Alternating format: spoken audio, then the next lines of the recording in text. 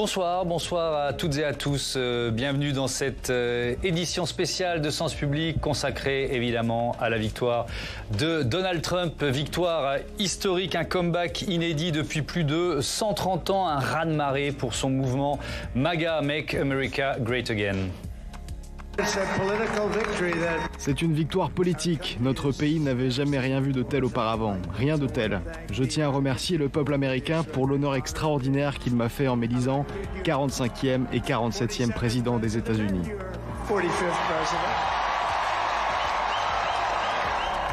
Que fera-t-il de ce second mandat? Comment son mouvement a-t-il pris le contrôle du parti républicain? Pourquoi le vote des femmes, des noirs, des latinos ou des jeunes a manqué à Kamala Harris? On va décortiquer ces résultats dans une minute et puis aussi se projeter vers les premières réformes que le 47e président va lancer. Et puis dans notre second débat, c'est un zoom sur les conséquences internationales de ce 5 novembre que je vous propose. L'Europe, par exemple, qui doit repenser sa défense.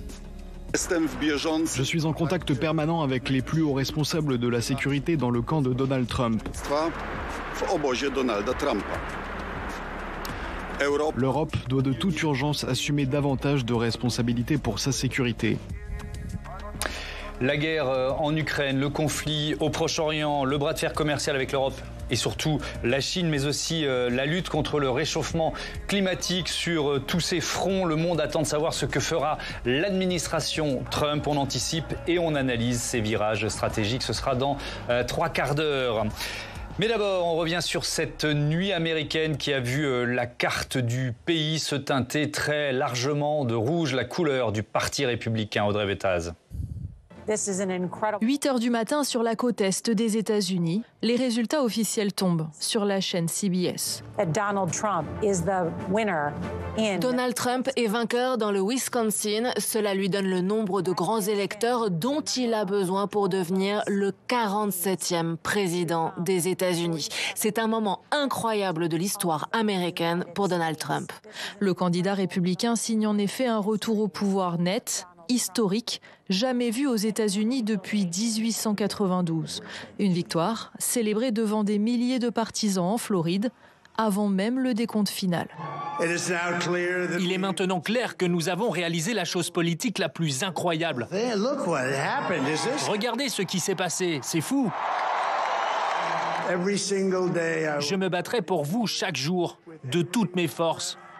Je ne me reposerai que quand nous aurons rendu l'Amérique forte, sûre et fière, celle que nos enfants méritent, que vous méritez. Ce sera vraiment l'âge d'or de l'Amérique. Les militants sont en plein rêve. À 78 ans, leur candidat redevient président à l'issue d'une campagne marquée par 2 tentatives d'assassinat, 4 procès et une condamnation au pénal pour Donald Trump. La nuit de fête se termine par un dîner, comme le montre ce cliché publié par Elon Musk, milliardaire soutien de Donald Trump, avec la légende « Le futur sera si flamboyant ».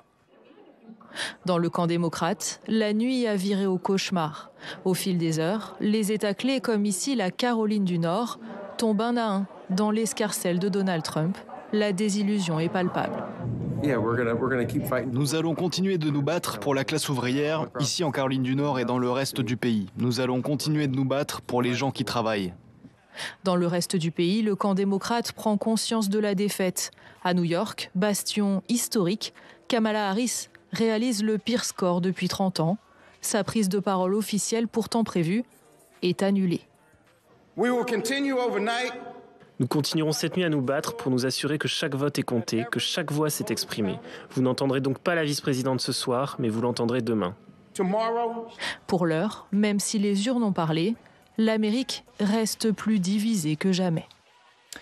Trump tout-puissant, c'est le titre de notre débat avec Anne Désine. Bonsoir, bienvenue. Vous êtes professeur des universités, juriste, spécialiste des États-Unis et vous publiez Les juges contre l'Amérique, la capture de la Cour suprême par la droite radicale. C'est aux presses universitaires de Nanterre.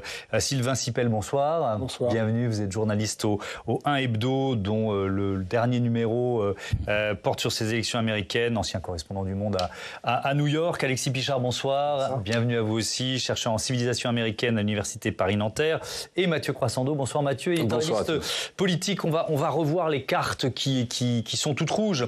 Effectivement, carte des États-Unis, on va voir la carte des États remportés par les républicains. Alors les points d'interrogation sont sur ceux qui sont encore incertains, mais qui vont certainement tomber dans l'escarcelle des Républicains. Si on se projette en nombre de grands électeurs, ça donne 312 grands électeurs pour Donald Trump et 226 pour Kamala Harris. Ça, c'est pour la Maison-Blanche. Et puis ensuite, si on regarde l'état des forces au Sénat américain, là aussi, c'est une majorité républicaine qui se profile avec ce cap des 50 sénateurs qui a été passé. On est à 52. Là encore, il y a un certain nombre de décomptes de votes à faire, mais de toute façon, il y aura une majorité républicaine. Et à la Chambre des représentants, là aussi, on se dirige vers une majorité, on va être un tout petit peu plus prudent, mais vers une majorité républicaine. Ils sont à 199 sièges à l'instant où je vous parle. La majorité est à 218. On peut parler d'un grand chelem, Anne Désine. Est-ce que ça veut dire pour autant que Donald Trump a tous les pouvoirs? Il ne reste pas beaucoup de contre-pouvoirs. Oui.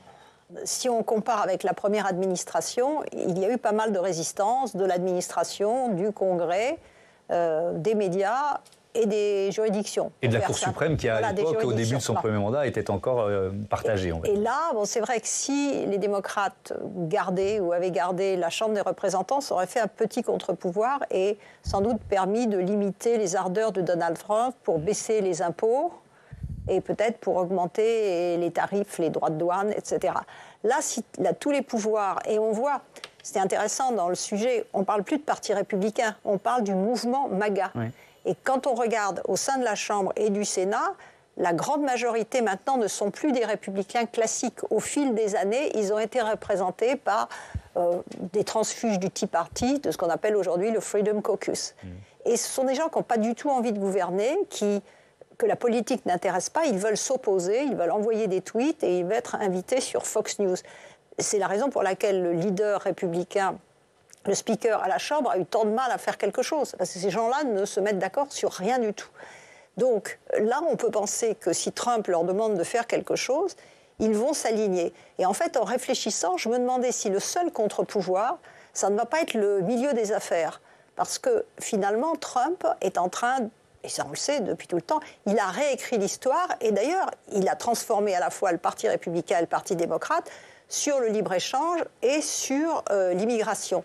Mais là, quand il va vouloir peut-être imposer des droits de douane de 100% sur certains produits chinois, il y a peut-être la communauté des affaires qui va lui expliquer ce qu'on a lu en long, large et travers dans toutes les études économiques, que cela va relancer l'inflation. Oui, le risque inflationniste, c'est peut-être le contre-pouvoir. On y reviendra parce que je trouve que c'est un thème effectivement très, très intéressant.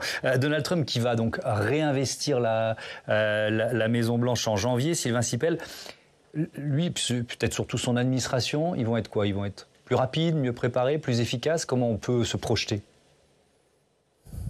Je pense que c'est un moment où, enfin moi personnellement, j'ai, à force de lire des choses contradictoires, je pense que celui qui vous dit qu'il sait ce qui va se passer, ne l'écoutez pas. C'est-à-dire faire des projections, réellement.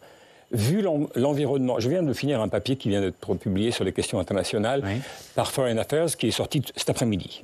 Bon. Le papier nous dit, voilà ce qui pourrait advenir, et sinon ceci, et sinon cela. Donc il y a des hypothèses, et il y a des hypothèses sur à peu près tous les terrains. Même sur son administration, même sur la façon dont il va gouverner la Maison-Blanche. Est-ce qu'il va s'appuyer sur, comment les appeler, les magas durs, c'est-à-dire les gens, on vient un petit peu de l'évoquer, mais qui sont des gens qui sont vraiment dans l'idéologie, ou est-ce qu'il va quand même donner à l'intérieur de son administration, il va faire de la place à des spécialistes des sujets à traiter? On ne sait pas. On ne sait pas. Ce qu'on sait, par exemple, c'est qu'il y a eu à peu près il y a un an, un texte qui est sorti, qui s'appelle le projet 2025. Oui, voilà. On en a beaucoup parlé. Le projet 2025, c'était une sorte de plan pour la première année. Qu'est-ce qu'il faut faire dès la première année. Tellement radical qu'il s'en est désolidarisé officiellement. Mais pas totalement. Ouais. Il a laissé dire à sa place et en même temps, lui a dit « j'ai pas tout lu, je ne sais pas exactement ». Comme d'habitude. Donc, est-ce que ce sont ceux qui ont concocté ce plan qui seront les principaux? Son entourage sera formé principalement de gens comme ça. Ouais. Ou est-ce qu'ils y seront? Parce qu'ils y seront forcément. Mais ils ne seront qu'une partie de cette... Honnêtement, très intéressant. Je ne sais même pas si lui le sait. Très intéressant. Et prudence, alors on va continuer à être prudent, mais quand même, justement, en se basant peut-être en partie sur ce programme 2025, mais... Quelle première réforme on peut imaginer, Richard? Alors, pour revenir sur ce qui a été dit, je pense que l'exemple de sa première mandature est un bon exemple, parce qu'au début, effectivement, il était entouré de personnes qui étaient des anciens généraux, des membres de l'établissement républicain, qu'on appelait les adultes dans la pièce, mais il les a progressivement épurés, et à la fin, c'était lui qui avait les pleins pouvoirs au sein de son administration. Donc, il n'y a pas de raison que cette situation ne se reproduise pas et ne s'amplifie pas, tout simplement parce que depuis 4 ans, Donald Trump prépare son retour à la Maison-Blanche et qu'il est entouré maintenant. Il s'est complètement distancé de ce qui restait du Parti républicain, d'ailleurs qu'il a fait remplacer à la Chambre des représentants élection après élection.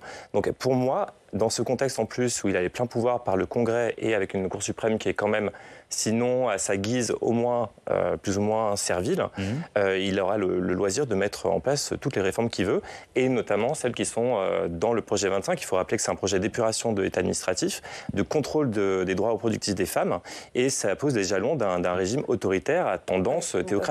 Et d'un pouvoir, c'est une tendance historique aux États-Unis, c'est aussi l'incarnation d'une frange idéologique qui dit que la présidence n'a pas suffisamment de pouvoir. Oui, c'est l'impérialisme présidentiel. Oui. C'est l'impérialisme présidentiel, c'est-à-dire que le centre... Il y a un déséquilibre entre le législatif, l'exécutif, et donc... La présidence doit être renforcée et les pouvoirs présidentiels, c'est ça l'essentiel. Alors, il faut le décisionnel. On va analyser et rentrer un peu dans le détail de la structure du vote qui aussi massif en faveur de Donald Trump et de ses soutiens. Mais d'abord, on l'écoute jubiler cette nuit lors de sa première déclaration de président élu.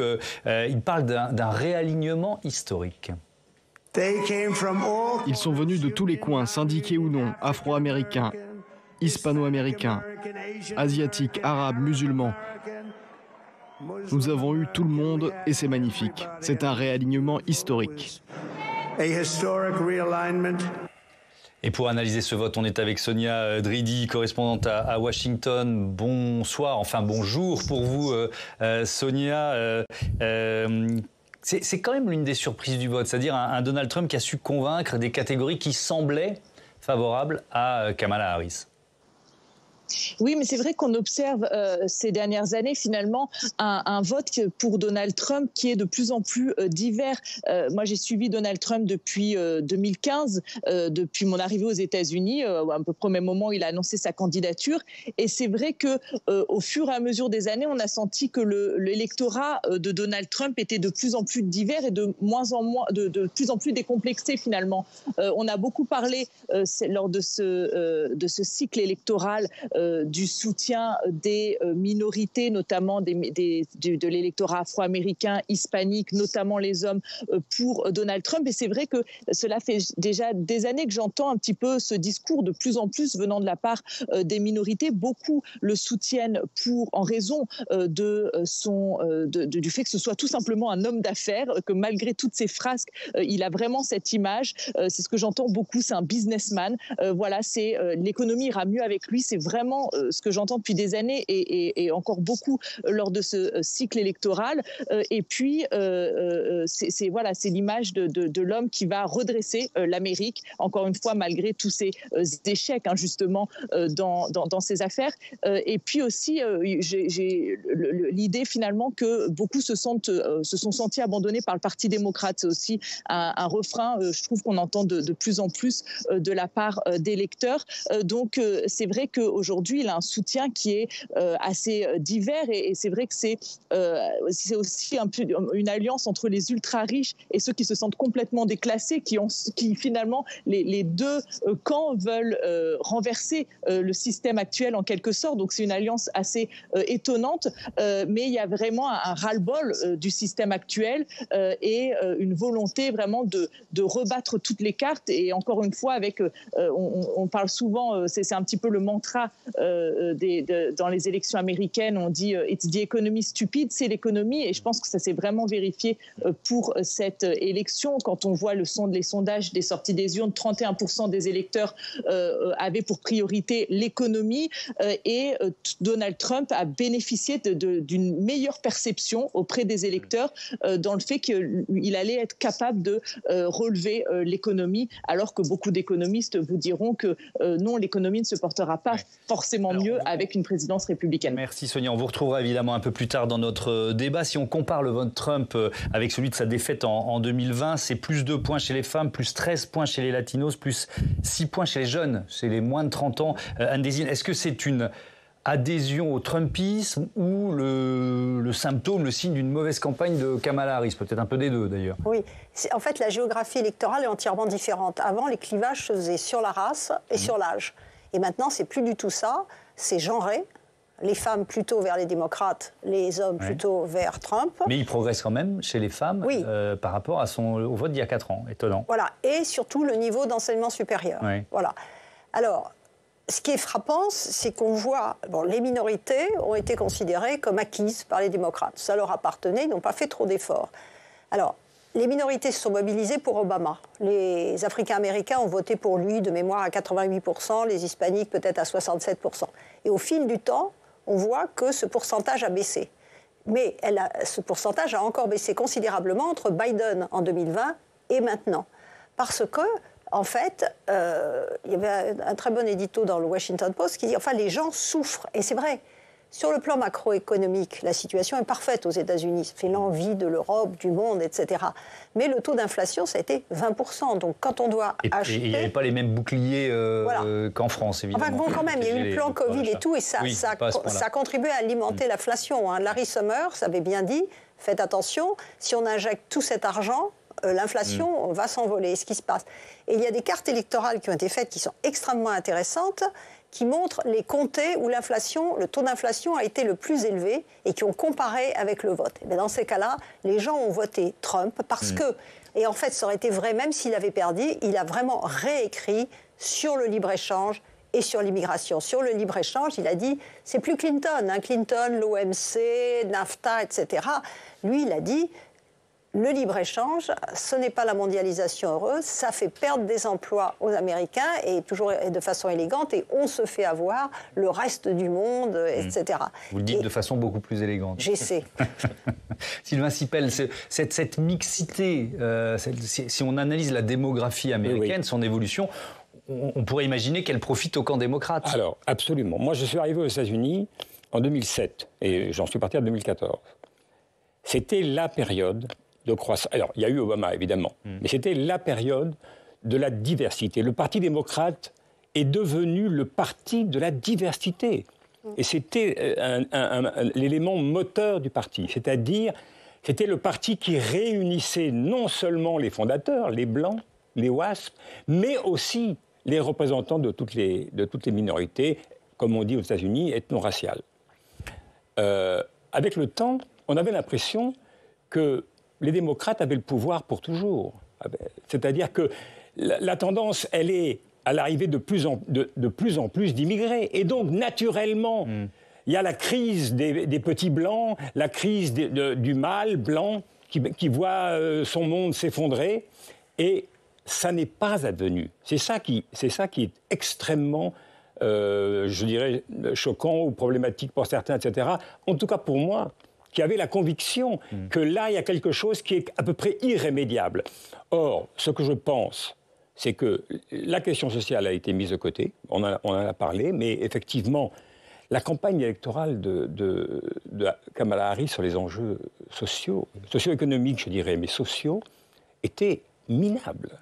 elle était minable. On avait l'impression que c'était à nouveau Hillary Clinton. C'était le même type de campagne. Et surtout, il y a quelque chose qu'on n'a pas compris. Moi, j'étais fasciné par cette idée.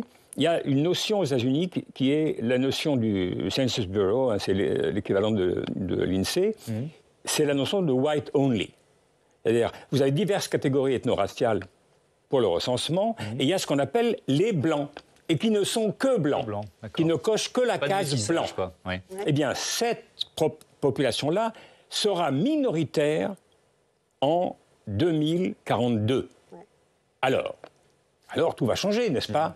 Et pourtant, rien ne change. Non, parce que Donald Trump a su parler à tous les autres aussi. Mais surtout aussi, pour un dernier mot, ce qu'on n'a pas vu, c'est que les minoritaires, ça n'est pas une catégorie. Oui. Ce sont diverses catégories. Bien sûr. Quand on dit les latinos, dans les latinos, c'est tant de pays d'origine que... Ils arrivent catholiques de leur pays, parce que leurs pays sont des pays catholiques, et aujourd'hui, ils sont 25% d'évangélistes.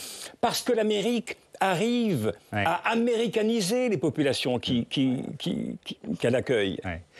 Je reviens, je vous donne la parole dans un court instant, mais Sonia Adridi, peut-être on parlait du camp démocrate, pour l'instant, à l'heure où je vous parle, à la fin d'après-midi, il n'y a pas de réaction officielle de Kamala Harris, elle va intervenir à 22h, heure française. Un camp démocrate qui est quoi, encore sonné, évidemment, Sonia ? Oui, le camp démocrate est encore sonné, sous le choc. J'ai parlé à une ancienne employée de la Maison-Blanche qui est proche de la campagne de Kamala Harris. Elle me disait que l'ambiance était très sombre aujourd'hui. Et en effet, c'est un petit peu silence radio. Certains s'attendaient à ce que Kamala Harris parle dans la matinée ici aux États-Unis. A priori, elle va parler donc en fin d'après-midi vers 22h, heure française. Certains disent aussi que même les donateurs des membres de la campagne ont pas de nouvelles de Kamala Harris et de ses proches depuis ce matin. Donc on sent que cette campagne est encore sonnée. Elle était prudemment optimiste, c'est ce qu'on me disait hier au QG de Kamala Harris. Et aujourd'hui, c'est un petit peu le blame game de savoir qu'est-ce qui n'a pas marché. Donc certains disent qu'elle ne s'est pas assez démarquée de Joe Biden, qu'elle a trop attaqué Donald Trump et pas assez parlé de ses propositions. Et même, c'est vrai que quand on allait à des meetings de Kamala Harris, j'étais il y a peu en Pennsylvanie, certains électeurs me disaient on est venu aussi l'écouter parce qu'on a envie d'en savoir plus, qu'est-ce qu'elle fera pour le pays.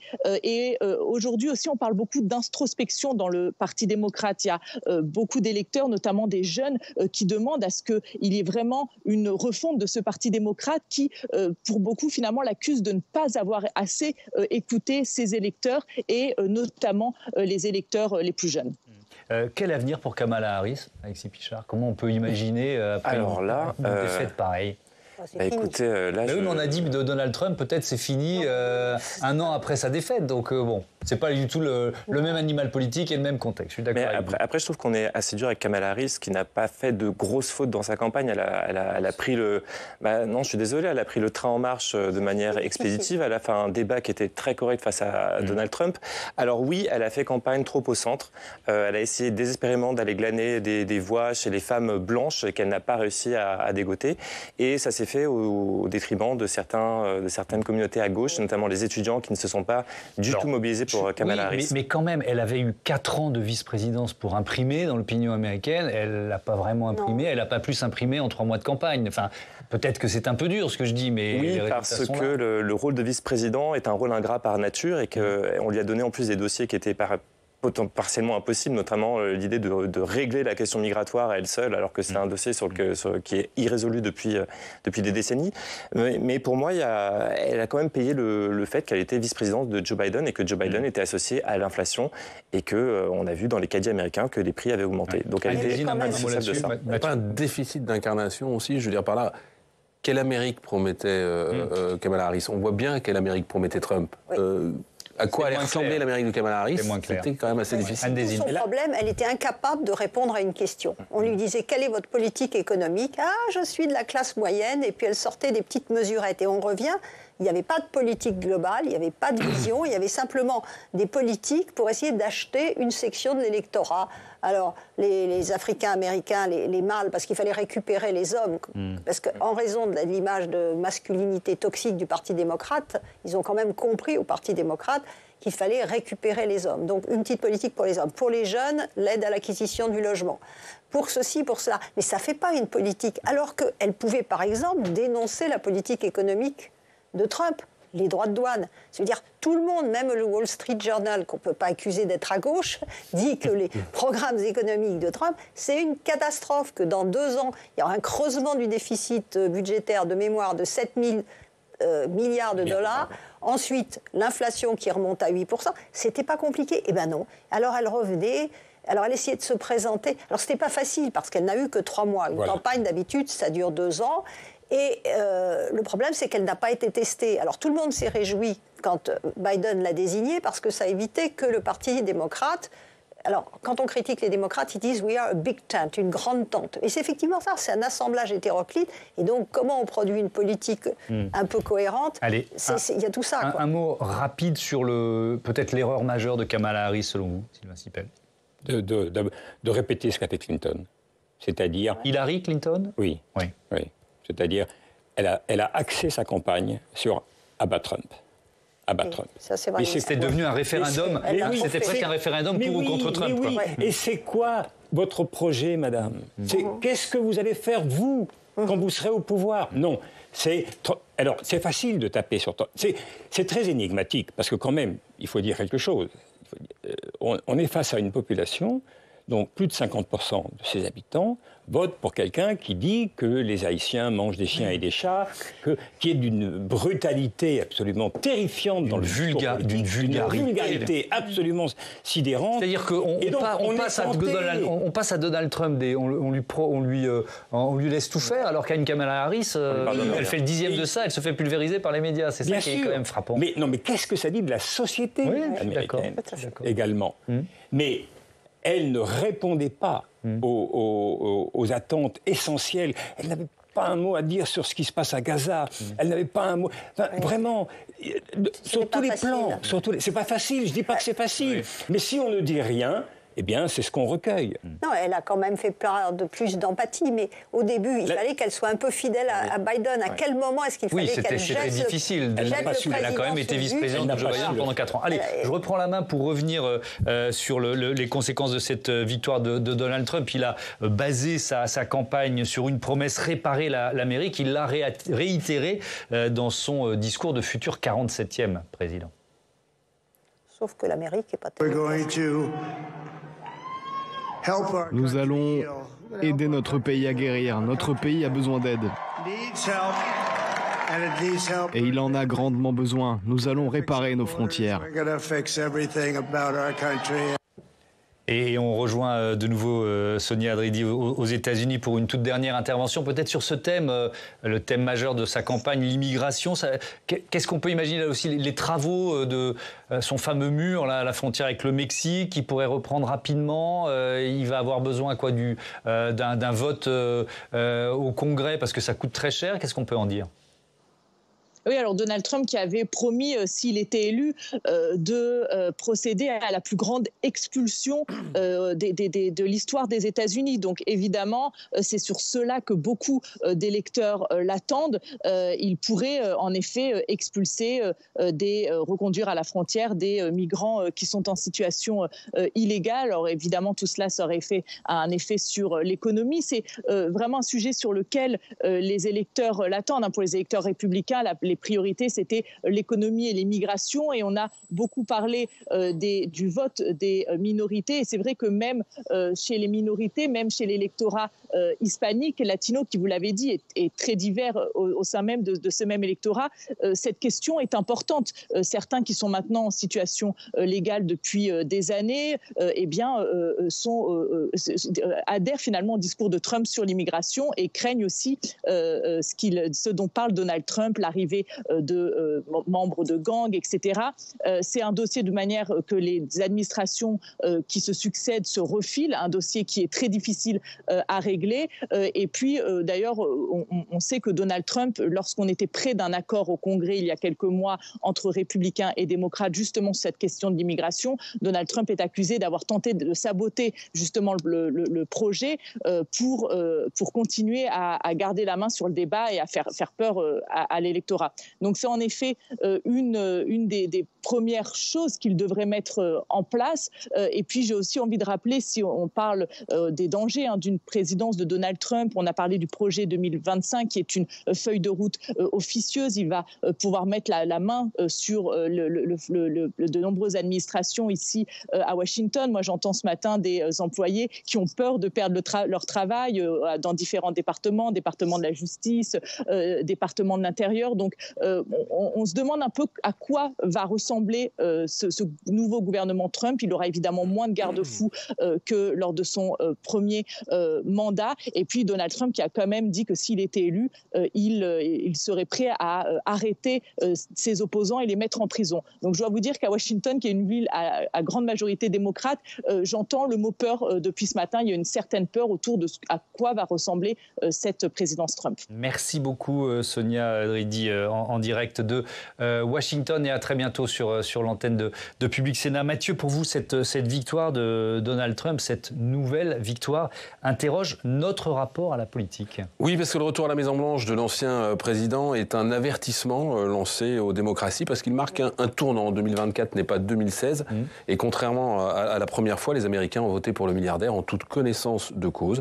Sa victoire n'est donc ni un accident de l'histoire, ni un événement isolé. Elle est à la fois le symptôme et la confirmation d'un changement de paradigme politique. Elle est d'abord le syndrome de la crise de la représentation qui frappe la plupart des démocraties occidentales et de l'incapacité des formations politiques historiques, j'allais dire classiques, à y répondre, à répondre à l'insécurité économique, à l'insécurité sociale, à même l'insécurité culturelle d'un monde globalisé où des décennies de libre-échange et de mouvements de population ont fait perdre à beaucoup d'électeurs leurs repères. Et ensuite, la confirmation que les outils que nos démocraties avaient mis en place pour, j'allais dire, structurer et encadrer le jeu politique, sont devenus aujourd'hui, pour la plupart, inopérants. La détérioration du débat public où la vérité alternative empêche les candidats de partir des mêmes faits pour proposer des solutions différentes, où l'invective et l'insulte remplacent l'argument, où le poids accru des réseaux sociaux discrédite toute parole officielle et sape le travail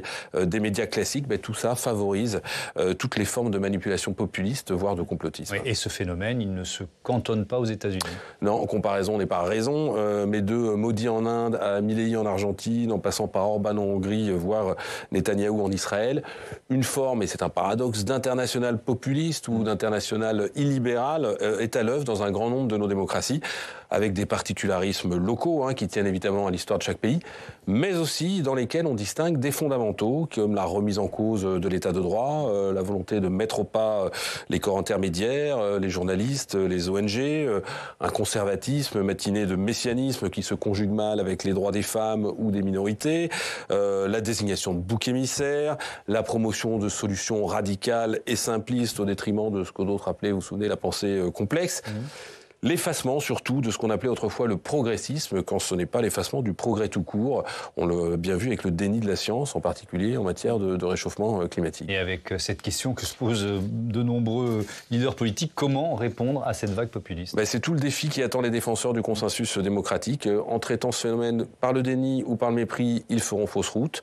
Dénoncer le populisme au nom de vieux principes, fussent-ils moraux, jouer la raison contre l'émotion, déconstruire le discours de l'adversaire, ça ne suffira plus.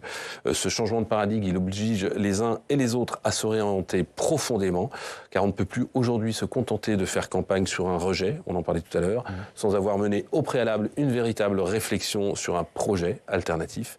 C'est là une des leçons, à mes yeux, de la défaite sans appel de Kamala Harris. Merci beaucoup, Mathieu. Anne Désine, est-ce que vous craignez une dérive autocratique de Donald Trump? Oui, je suis un peu terrifiée par ça, mais je voudrais rebondir. Le gros risque, c'est cela. C'est-à-dire que les démocrates... Alors, dans la presse, aujourd'hui, on parle de post-mortem, comment ça s'appelle en français d'autopsie. Merci, d'autopsie. C'est-à-dire le Parti démocrate a été tellement mauvais depuis au moins 2016, mais bien avant, que c'est peut-être une des bonnes nouvelles de cette élection. Il faut qu'il se réinvente, il faut qu'il change absolument tout. Il a tout faux et tout. Et quand même, il l'a quand même emporté en 2020. avec Joe Biden. Oui, mais c'était là, les Américains se rendaient compte du chaos, il y avait le Covid, c'était pas une élection tout à fait normale. Et il faut voir les marges avec lesquelles il a remporté certains États, hein, 10 000 en Arizona, 11 000, etc. en Géorgie. Donc c'était une victoire de justesse. Et dans l'histoire, on sait très bien que les vice-présidents ont beaucoup de mal à remporter l'élection après. George H. Bush est un des rares en je ne sais pas combien de décennies. Donc, il a perdu. Et il n'a pas été réélu. Voilà, il n'a pas été réélu pour des questions... C'est le père, hein, dont... Voilà, le père George H. Bush. Donc, il y a tout ça. Je pense que la condescendance du parti... Moi, ça me frappait quand même. Obama, il a été élu, très bien, mais enfin, il avait été capté en train de dire ces gens avec leur Bible et leurs fusils. Hillary Clinton, c'est les déplorables. Et Biden, bon, certes, il a tendance à la gaffe, mais enfin, il a fait la gaffe du siècle au moment où il ne fallait pas la faire, en parlant de poubelle. Donc c'est ensuite facile. En qualifiant d'ordure les électeurs. Et donc les républicains, qui ont quand même une machine de guerre très très bonne, il y a une radicalisation de la droite qui utilise... Ça remonte à longtemps, mais au moins à Gingrich, le fait que maintenant on ne parle plus d'adversaires politiques, mais d'ennemis, donc le langage politique, tout ceci, ça joue. Effectivement, mais alors on parle des partis classiques, donc le parti démocrate qui est effectivement ultra fragilisé, ultra affaibli, mais le parti républicain aussi d'une certaine façon. Oui, il n'existe plus. Parce que le mouvement MAGA a pris a complètement grignoté de l'intérieur. Est-ce qu'il y a encore un parti républicain? Vous voyez ce que je veux dire? Oui, très bien. Dans la dimension historique du Grand Old Party. Ça, si vous voulez, ça fait un moment que le parti républicain était en difficulté. Il l'a été très fortement à l'époque, par exemple, d'Obama, quand moi j'y étais. C'était évident qu'il était en très grande difficulté et qu'il y avait un mouvement social qui le dépassait, complètement, et sur lequel il n'avait pas vraiment d'emprise. Et donc, c'est ce mouvement-là qui était le plus dynamique. Cela étant, moi, là on sort des États-Unis, je constate quand même, on parle de Trump qui a gagné tout seul. Mais il y a un pays où il y avait quelqu'un qui a gagné tout seul contre les partis et qui s'est bâti contre les partis, et il s'appelle Macron. Emmanuel Macron. Et c'est un phénomène qui n'arrive pas que là. C'est-à-dire qu'il y a une difficulté à appréhender la réalité sociopolitique, économique, tout ce que vous voulez, qu'on constate dans énormément d'États. Et c'est là-dedans qu'il y a le sentiment d'un changement d'air, et c'est dans ce sentiment-là de non-maîtrise des choses que peut s'instiller, et s'instille, les gens qui rassurent. Les gens qui rassurent, c'est l'ordre. C'est les gens qui promettent l'ordre. C'est Modi en Inde, c'est Bolsonaro. Alors Bolsonaro a perdu, il gagnera peut-être demain, je ne sais pas. Il reviendra peut-être demain. Mais au fond, Trump, c'est d'abord l'ordre. L'ordre, c'est je vais vous rassurer, bonnes gens. Ouais. Maintenant, vous retrouverez ce que vous avez vécu et que vous méritez de vivre. C'est-à-dire... dehors, les immigrés, etc. Enfin, on connaît le discours. Oui, on connaît le discours. On parle de démocratie illibérale, Alexis Pichard. Il y a certaines libertés fondamentales qui pourraient être remises en cause par Donald Trump. Évidemment, il y a eu la question de l'avortement, du droit des femmes à disposer de leur corps, mais il y en a d'autres. Après, il y a des velléités qu'il affiche, notamment la liberté de la presse. Ça fait un certain temps qu'il veut couper, par exemple, la liberté de diffuser de certains networks qu'il estime hostiles à sa politique, les lois de diffamation qui protègent normalement les médias contre des procès, qu'il souhaite aussi les assouplir. Donc, en tout cas, pour la liberté de la presse, on a déjà tout un petit programme qui est prévu et qui pourrait passer, de fait, avec une mandature et un congrès qui est à sa solde. Et sur le côté populiste, effectivement, je pense que le Parti républicain s'est fait dévorer en deux temps. Premièrement, après 2012, quand il s'est laissé dévorer par le Tea Party, qui est un mouvement antifiscaliste et profondément raciste, qui avait porté cette affaire selon laquelle Barack Obama n'était pas né aux États-Unis, donc il était illégitime. Et second temps, la sphère MAGA qui a aussi fini d'opérer la transformation du Parti républicain de parti de gouvernement à une mouvance personnalisé et populiste. Oui, et avec une question, pourquoi après le 6 janvier, l'attaque du Capitole, la fragilisation de Trump, il n'y a pas eu à ce moment-là une réaction interne au Parti républicain pour reprendre la main? Moi, je reste assez... C'est ça qui est très frappant, c'est qu'il n'y a pas d'effet de surprise. Je le disais tout à l'heure, ça fait 4 ans qu'on connaît l'agenda de Donald Trump, et 4 ans que et le Parti républicain et le Parti démocrate n'ont aucune prise sur ce phénomène-là. Ils ne savent pas l'endiguer, ils ne savent pas, d'une certaine façon, ils ne savent pas le penser, et ils ne peuvent proposer que de le rejeter au nom le fascisme ne passera pas. Comment des partis qui défendent la démocratie peuvent combattre ça fait 4 ans, ça fait 4 ans qu'ils le voient arriver. Il n'y a pas de surprise. Nous, ça fait maintenant 25 ans qu'on les voit arriver aussi. Chez les Républicains, il est quand même clair qu'après l'attaque du Capitole, les élus républicains ont condamné en disant Trump est moralement, politiquement, juridiquement responsable de cette attaque. Mais 15 jours après, le speaker de la Chambre allait en Floride. Et petit à petit, parce qu'il menace, il a une puissance de nuisance, et les élus n'ont pas envie d'avoir en face d'eux, ils n'avaient pas envie à l'époque, en 2022, d'avoir un candidat MAGA à la primaire. Donc ils ont tous allé faire allégeance. Et à cet égard, le procureur de New York a joué un rôle capital. Et moi, si j'avais été le Parti démocrate, je l'aurais interdit. Il a lancé cette mise en accusation pour des faits, qui sont certes des violations de la loi. On achète l'argent, on est un petit peu de campagne, mais pour infléchir l'élection. Mais quand même, c'est ça qui a relancé Trump. Il faut savoir qu'il était quand même un peu oublié en Floride. Il y a eu cette mise en examen. Immédiatement, il a réoccupé les médias et immédiatement, il a recommencé à collecter de l'argent. Donc ça lui a donné du carburant médiatique. Complètement. C'est-à-dire, quelque part, les démocrates ne sont capables, que de s'opposer à Trump ou d'essayer de satisfaire des tranches de la population. C'est pas avec ça qu'on remporte une élection. Alors, on l'a dit, je vous donne la parole tout de suite, mais je vais juste rappeler une date historique, parce qu'on parle de comeback, c'est vrai que c'est du jamais vu depuis un certain Grover Cleveland, 1892, et donc pour Donald Trump, c'est aussi son dernier mandat, la Constitution américaine affirme que nul ne pourra être élu à la présidence plus de 2 fois. Bon, ça, je rappelle une règle que peut-être tout le monde n'avait pas en tête. Est-ce que ça veut dire, Sylvain Sipel, qu'il n'aura pas à se préoccuper de sa réélection ?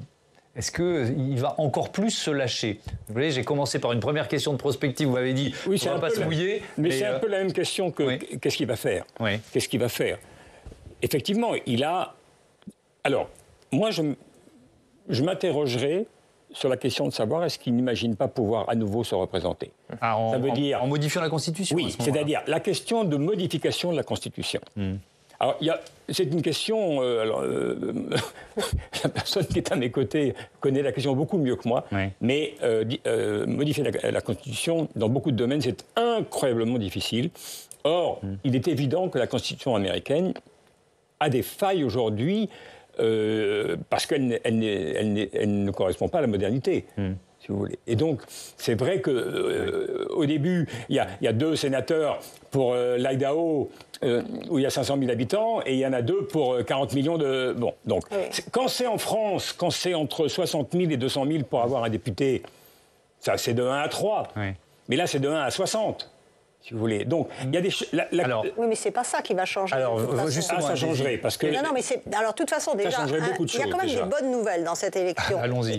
Oui, l'une des bonnes nouvelles, c'est qu'il n'y a plus d'écart entre le collège électoral et le suffrage populaire. Pour la première fois, je pense qu'il faut qu'on le répète, Trump, grâce à ce vaste...